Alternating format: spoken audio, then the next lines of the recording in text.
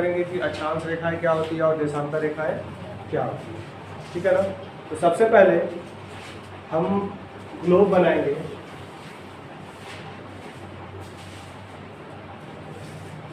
ये मान लीजिए हमारी क्या है, पृथ्वी। ये हमारी क्या है, पृथ्वी, ठीक है ना। अब अक्षांश और देशांतर रेखाएं जो है, ये दोनों रेखाएं जो है वो कौन सी रेखाएं हैं, काल्पनिक रेखाएं। कौन सी रेखाएं हैं, काल्पनिक रेखाएं, ठीक है ना।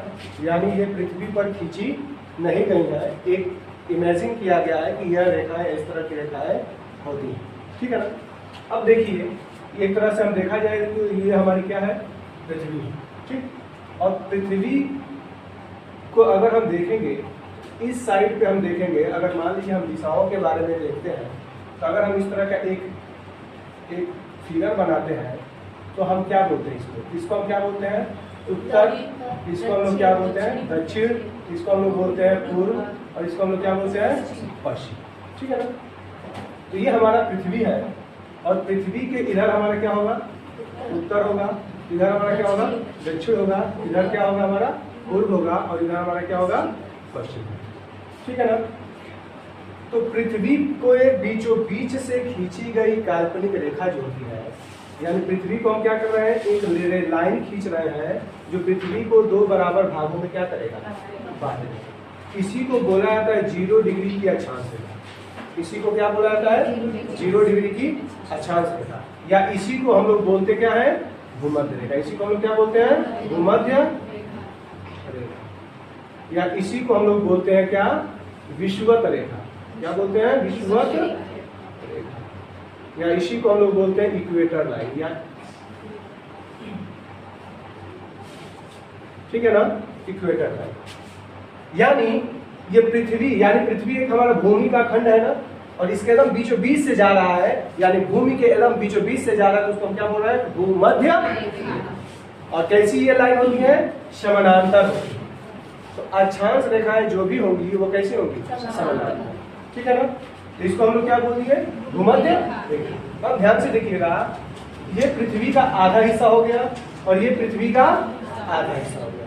तो उत्तर की दिशा को, जो पृथ्वी का उत्तर की दिशा में जो आधा हिस्सा है, इसको हम लोग क्या बोलेंगे, उत्तरी गोलार्ध। क्या बोलेंगे, गोलार्ध।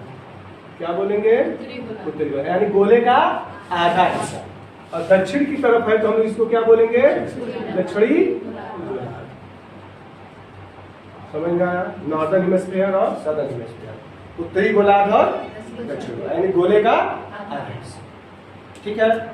अब देखिए, यही हमारी पृथ्वी है, और इसी के बीचों बीच से जो काल्पनिक रेखा गई है 0 डिग्री की, ठीक है ना, इसको 0 डिग्री की अक्षांशीय रेखा कह रहे हैं। और इसी के समानांतर खींची गई काल्पनिक रेखाएं जो होती हैं वो क्या कहलाती हैं, अक्षांश रेखाएं कहलाती हैं। यानी भूमध्य रेखा के समानांतर खींची गई काल्पनिक रेखा कौन सी रेखा कहलाती है, अक्षांश। यानी इसको हम लोग क्या बोलते हैं, लैटिट्यूड लाइन। लैटिट्यूड का मतलब लेटा लेटा, पड़ा पड़ा, ठीक है ना, समझ में आ गया ना। तो अब 0 डिग्री से अगर हम ऊपर जाते हैं तो एक 23.5 डिग्री की हमें क्या मिलती है, अक्षांश रेखा मिलती है। यानी हमारा कौन सा, नॉर्थ पोल पे, यानी हमारा कौन सा पोल हो गया, उत्तरी ध्रुव पे, ठीक है। इसको हम लोग क्या बोलते हैं, कर्क रेखा। क्या बोलते हैं, कर्क रेखा। 23.5 डिग्री उत्तरी गोलार्ध में खींची गई काल्पनिक रेखा को कौन सी रेखा बोलते हैं हम लोग, कर्क रेखा बोलते हैं। और 23.5 डिग्री दक्षिणी गोलार्ध में खींची गई काल्पनिक रेखा को हम लोग क्या बोलते हैं, मकर रेखा। क्या बोलते हैं, मकर रेखा। समझ में आया, ठीक। फिर जैसे हम ऊपर जाते हैं तो हमारा एक रेखा आ जाती है जिसको हम लोग बोलते हैं 66.5 डिग्री का, 66.5 डिग्री की नॉर्थ रेखा को, और एक हमारी आ जाती है दक्षिण ध्रुव में 66.5 डिग्री साउथ रेखा को, ठीक है। तो साउथ रेखा जो है इसको हम लोग बोलते हैं अंटार्कटिका। क्या बोलते हैं, अंटार्कटिका, ठीक है। और इसको हम लोग क्या बोलते हैं, आर्कटिक, ठीक है ना, समझ में आया। और जब इसके ऊपर हम लोग जाते हैं तो यहाँ पर हमारा क्या रहता है, 90 डिग्री। समझ में आया, कोई दिक्कत समझने में। यानी भूमध्य रेखा के समानांतर खींची गई काल्पनिक रेखा को हम लोग क्या कह रहे हैं, अक्षांश रेखा कह रहे हैं। और उत्तरी गोलार्ध में 23.5 डिग्री की अक्षांशीय रेखा को कर्क रेखा और दक्षिणी गोलार्ध में 13.5 डिग्री की अक्षांश रेखा को मकर रेखा करते हैं। समझ में आ गया? अब देखिए, अगर हम बात करते हैं अक्षांश रेखाओं की, ठीक है, तो ये हमारी पृथ्वी है और ये हमारा भूमध्य रेखा है, ठीक। तो ये गोले का आधा इलाका हो गया, तो ये हमारा क्या बना देगा? ये हमारा मान लीजिए अगर देखा जाए तो 180 डिग्री बनाएगा ना, 180 डिग्री बनाएगा, ठीक। तो अगर हम इसके बीचों बीच से अगर बांटते हैं तो ये हमारा कितना 90 डिग्री और हमारा कितना 90 डिग्री होगा ना। तो अगर हम देखेंगे कि कुल अक्षांशीय रेखाओं की संख्या कितनी है, तो हम कितना देख रहे हैं 180, ठीक। अब प्लस 0 डिग्री की जो अक्षांश रेखा है, यानी इसको भी हम क्या मानेंगे? एक अक्षांश रेखा मानेंगे ना, इसको भी हम एक अक्षांश रेखा मानेंगे ना। तो कुल अक्षांश रेखाओं की संख्या कितनी हो जाएगी? 181। यानी पृथ्वी पर अक्षांश रेखाओं की संख्या कितनी हो जाएगी? 181। और ये जितने भी अक्षांश रेखाएं हैं ये तापमान के आधार पर बनाए गए हैं। कितने, किसके आधार पर? तापमान के आधार पर, ठीक। तो दो अक्षांशों के बीच की जो दूरी होती है, यानी अब मान लीजिए समझने के लिए ये भूमध्य रेखा हो गया, ठीक है, ये रेखा हो गई, ये कर्क रेखा हो गई, ठीक है। तो इन दो अक्षांशों के बीच की जो दूरी होती है, ठीक है, वो दूरी कितनी होती है? 111 किलोमीटर होती है। दो अक्षांशों के बीच की दूरी कितनी होती है? 111 किलोमीटर, ठीक है ना। अब देखिए, और ये जो दो अक्षांश हैं वह एक ही तापमान को रिप्रेजेंट करते हैं, प्रदर्शित करते हैं, ठीक है। और इसको हम लोग क्या बोलते हैं? जोन। इसको हम लोग क्या बोलते हैं? जोन। यानी इसको हम लोग बोलते हैं कटिबंध। क्या बोलते हैं? कटिबंध।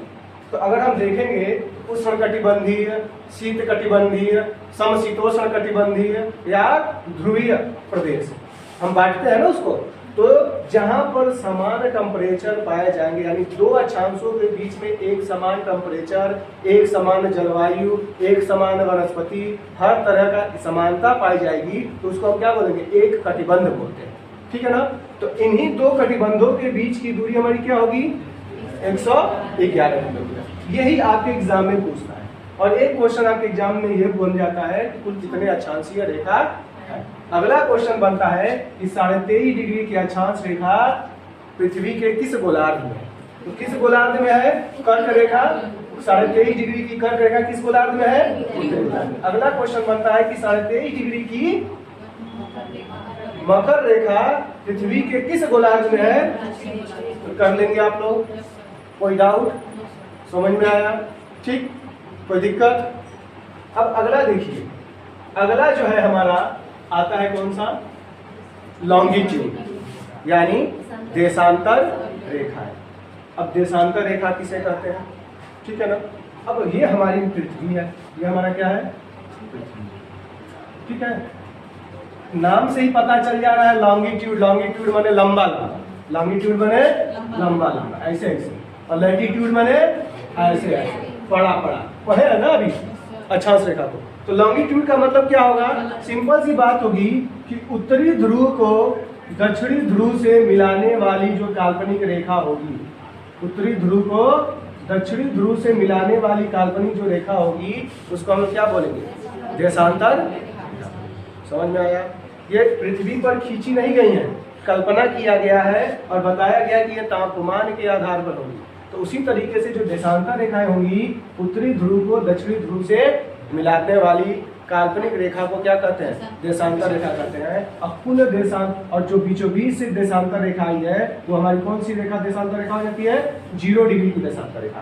कहने का मतलब क्या हुआ कि ये हमारी पृथ्वी है और इसको एकदम बीचों बीच से जो बांट रही है, तो ये हमारी 0 डिग्री की देशांतर रेखा होती है, और इसी को ग्रीनविच मीन्स टाइम माना जाता है, या प्रधान या मयोत्तर माना जाता है। क्या माना जाता है? प्रधान या मयोत्तर, यानी ग्रीनविच मीन्स टाइम माना जाता है। यानी कहने का मतलब क्या है कि जो 0 डिग्री की देशांतर रेखा है वह पृथ्वी को 2 भागों में बांटती है।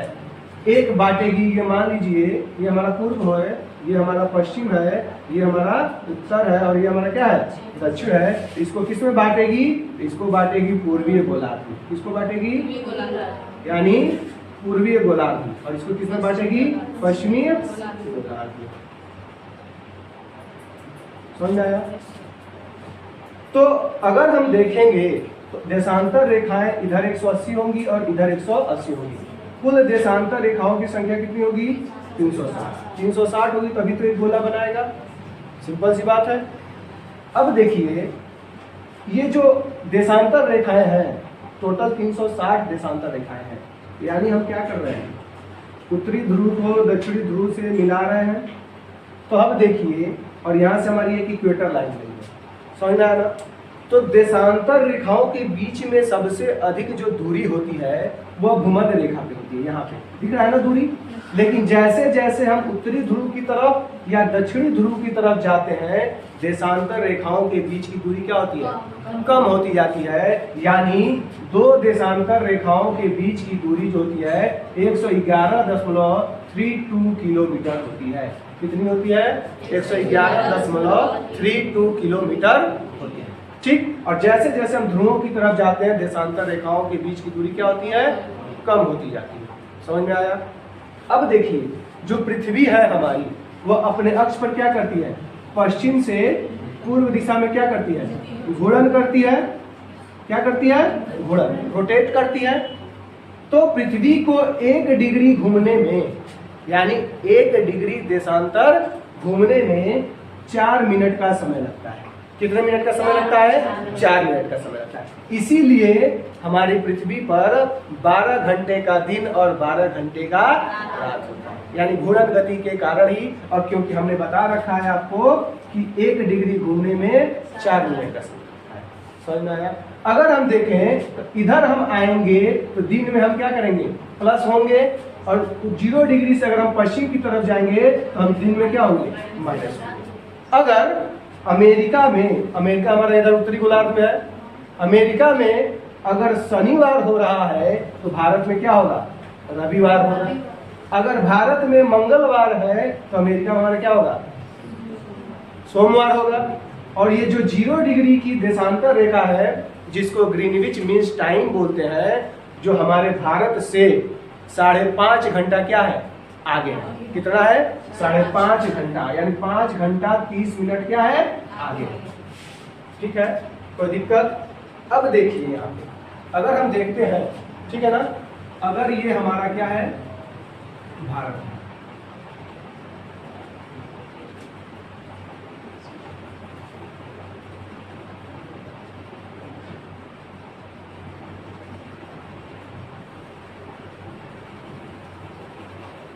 ये हमारा क्या है?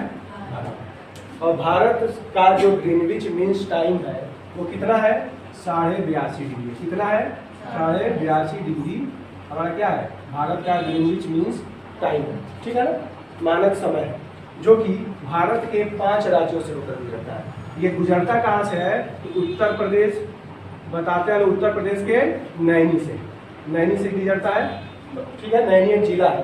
ठीक, फिर छत्तीसगढ़,